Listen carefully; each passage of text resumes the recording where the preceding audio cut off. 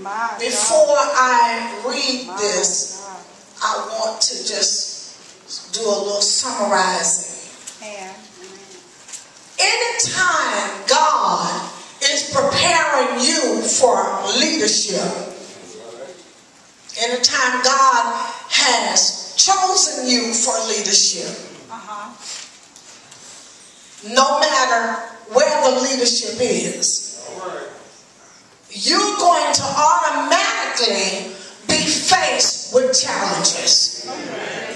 Number one, because of the call.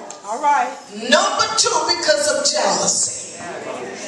There is always opposition to a called person. Many of us can't get what we need where we are because we've had so many opposers.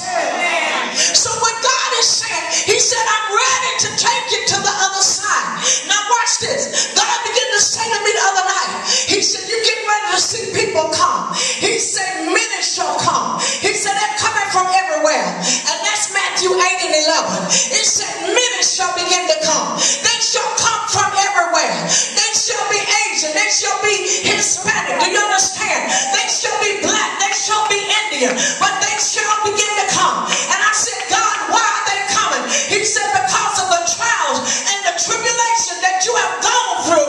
He said, you received an impartation. You got something that they want, and you got something that they need. I ain't got no help in here. I ain't got no help in here. Tell somebody you got something they want, and you got something they need, because after all the hell you went through, you got something on you that's going to bring deliverance in their life. You got something on you that's going to bring change in their life. To go to the other side. And the Bible said, when they got ready to get on the ship, you can believe me, somebody was there complaining about getting on the ship. The ship here represents getting in the church. I'm going to help you in a minute. I'm going to help you in a minute. He said, look at somebody say, just get on the boat. Tell them again, just get on the boat. Just get on the boat. As it was in the days of Noah, so shall it be when the Son of Man returns. Noah stood out there. Noah kept on preaching repentance. He kept on preaching repentance. Kept on building the ark. You know what they were doing? They were laughing at him. They were making fun of him. They thought it was crazy. They thought it was stupid because he kept saying the same thing. He was like John the Baptist. He was like one crying in the wilderness. Come on, repent. Repent, repent. Repent, repent. For the kingdom of God is at hand. Repent. Get your house in order. But the Bible said they got on the ship. If you get in the boat, this is what's going to happen. Number one, you're going to see him. Number two, you're going to see him close up. He's going to get as close to you as you are to him. Number three, you're going to have intimacy with him. God will reveal himself. We're going to smell him. Clouds will appear in the service. You will feel the wind of God in these services. Your dreams will happen. When you're really sad, anybody ever been on a boat? Anybody ever been on a cruise? When the cruise really gets out there, you get so relaxed until you get sleepy. He said, you're getting ready to sleep and dream again. I'm going somewhere. Tell somebody I'm going to sleep and I'm going to dream again. He said, tell the people I'm going to manifest myself in their room. You're getting ready to see the lights of God. You're getting ready to see the wind of God. God said, I shall even send winds. Even when you're studying, your pages shall begin to move. I'll take my finger and I'll show you where you need to read. I'll take my finger and I'll say, read this. I'll whisper in your ear. Where you ignored my whispers before, you will listen to my whispers this time because you're so close to me, because you're on the boat. Somebody said, get on the boat. Tell them again, get on the boat. Say, get on the boat. He said, this shall be a special year. This is prophetic.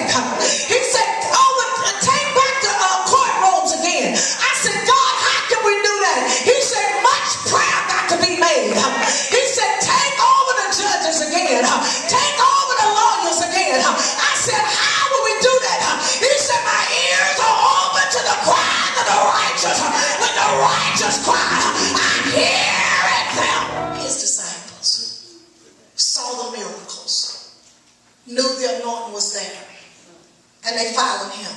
When you really get on the boat, look for the storms. This is what God told me. He said, starting this year, he said, every kind of storm you can name is coming. He said, there's going to be hailstorms. There's going to be lightning storms. There's going to be thunderstorms. Watch this. There's going to be every kind of storm. They're just going to tell you, look out, it's flooding. You're getting ready to see cities flooded, going under. You're getting ready to see this nation in a natural turmoil. There should be calamities and disasters and all types of tragedies. But watch this, because you're in the boat, you will not be affected by the storms. You will see the destruction with your eyes, but it shall not come nigh your dwelling. I want you to keep in mind, they were in the boat and a storm came. And the Bible says, if you look at different translations, it talks about how the waves beat the boat. The waves beat the boat. The storm will beat the place that you're in, but never have the opportunity to touch it. And there was a storm arose on the sea, so that the boat was covered with the waves. But he was asleep. Then his disciples came to him and awoke him, saying, Lord, save us, for we are perishing.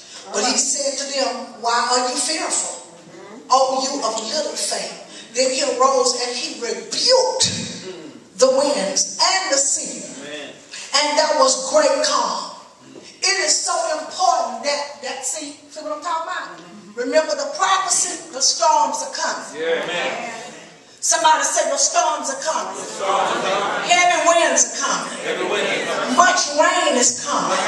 Tornadoes, hurricanes, tsunamis is coming. Do you understand what I'm saying? But when you're on the boat with Jesus, you simply